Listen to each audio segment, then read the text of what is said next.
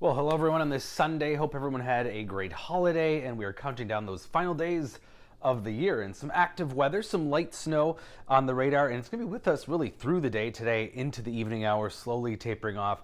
But as you can see, not amounting to much, pretty low snowfall rates. But slushy roads, this is the MnDOT 501 page, and it'll look basically the same all day with a coating of snow and slush on the roads. The good news is temperatures are warm enough in the 20s where salt works, but we're talking about an inch tops for most of us and pretty widespread coating of some fresh light snow across the state. But of course, the bigger story is that focus on the storm Tuesday into Wednesday, which has been trending further south. So if you're hoping for another big snow, might be out of luck. So there's the snow wrapping up this evening, and then we'll have some flurries kind of on and off into tonight. And then still don't be shocked to see a flake or two fly around tomorrow. There could be a couple of flurries around in some of those low clouds and a slight push of some cooler air. But then we're watching as we head into late Tuesday. Here comes some of that snow pushing into southern Minnesota. So it doesn't look like we're going to be completely missed by this system, but that heaviest snow may be setting up to the south. That has been the trend in the models. This is not a for sure deal though, either way just yet. That's why we don't throw out snow totals with the storm 5 to 7 days in advance, because a lot can happen, and it's finally just coming into the west.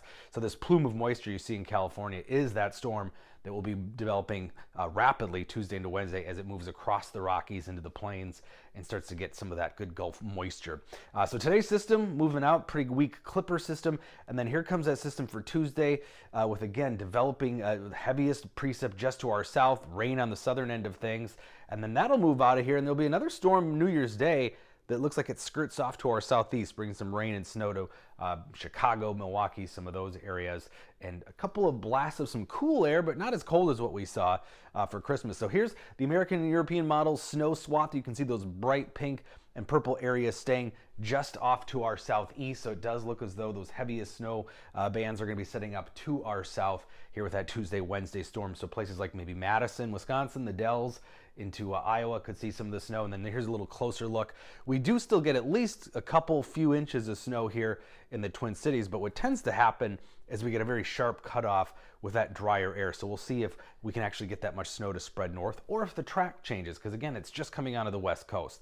So a couple of bouts of some cooler air, as I mentioned, tomorrow, and then end of the week, highs maybe in the teens to around 20, close to 0 overnight, so not as cold as what we had Christmas Eve, Christmas Day. And then we're talking about some mild air pushing back in next week, 30s potentially above freezing for some of these first days of the new year. So that's what we'll be looking for next week. Otherwise, very mild conditions here today, or I should say seasonable, in the 20s as the snow falls. A little chillier tomorrow, especially Tuesday morning, maybe just 1 above, with some more those snow showers Tuesday night into Wednesday night. That'll keep temperatures up then, and then a little cooler for New Year's Day. But again, not really any Arctic blast of air, and in fact, warming trend heading into next week.